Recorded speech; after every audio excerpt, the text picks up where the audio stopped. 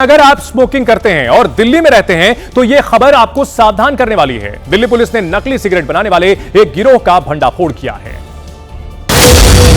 छापेमारी के दौरान अंतर्राष्ट्रीय और राष्ट्रीय ब्रांड्स की हूबहू नकल वाली हजारों सिगरेट बरामद हुई हैं, जिन्हें दिल्ली एनसीआर में सप्लाई किए जाने की तैयारी थी।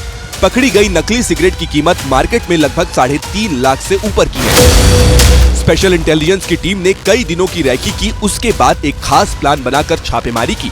2 आरोपी तो मौके से रंगे हाथों गिरफ्तार हो गए, बाकी मौका पाकर फरार हो गए। पुलिस का कहना है कि ये गिरोह काफी समय से अवैध स्टोरेज और सप्लाई नेटवर्क का हिस्सा थे। इनकी हरकतों से सिगरेट कंपनियों को भारी नुकसान हो रहा था। हमारा पड़ोसी देश श्रीलंका इस वक्त दर्द में है। वहां चक्रवाती तूफान दितवा ने ऐसी तबाही मचाई है कि उसकी वजह से अब तक 193 लोगों की जान जा चुकी है। तूफान के साथ बादल ऐसे बरसे कि इससे उबरने में ही अब श्रीलंका को काफी समय लग जाएगा।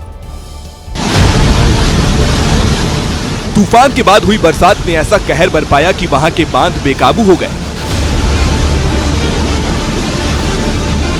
खबरें हैं कि वहां मरने वालों का आंकड़ा 150 के पार जा चुका है।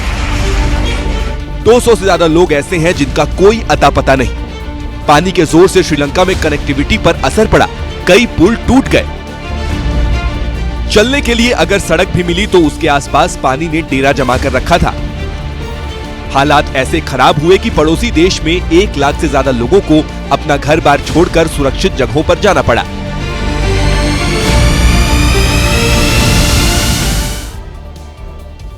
चक्रवाती तूफान दितवा से जूझ रहे श्रीलंका के साथ भारत एक सच्चे दोस्त की तरह खड़ा है। पानी के बीच फंसे लोगों को निकालने के लिए भारतीय सेना के हेलीकॉप्टर्स वहां दिन रात काम कर रहे हैं। ऑपरेशन सागर बंधु के तहत भारत उनकी मदद कर रहा है।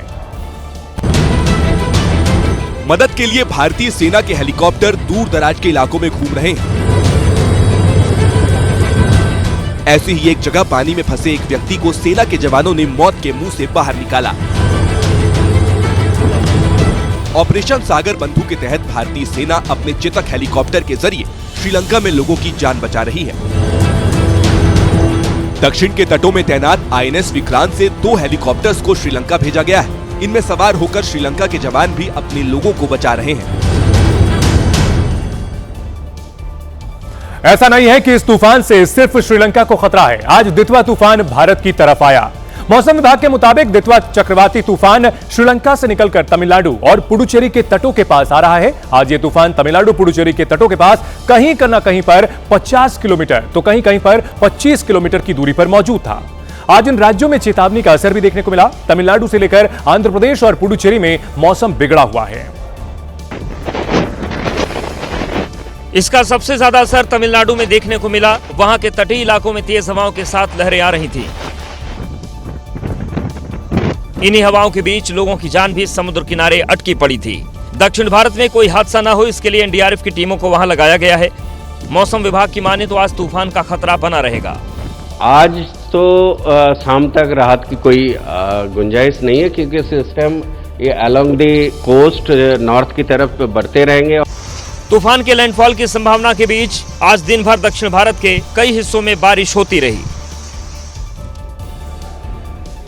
और अभी खबरें आ रही हैं कि दितवा चक्रवाती तूफान तमिलनाडु और पुडुचेरी के बेहद नजदीक आ चुका है। इसलिए इन 2 राज्यों में मौसम विभाग ने रेड अलर्ट जारी किया है। यह चक्रवात अभी 80 से 100 किलोमीटर की दूरी पर बंगाल की खाड़ी पर है। यह लगातार उत्तर की दिशा में बढ़ रहा है और जिसकी वजह से दक्षिण भारत में तेज बारिश हो रही है। इसी चक्रवाती तूफान की वजह से चेन्नई एयरपोर्ट पर करीब 50 उड़ानों को रद्द करना पड़ा है। तो देखिए, चक्रवाती तूफान तबाही मचाए हुए है और श्रीलंका के साथ साथ भारत में भी इसका असर देखने को मिल रहा है।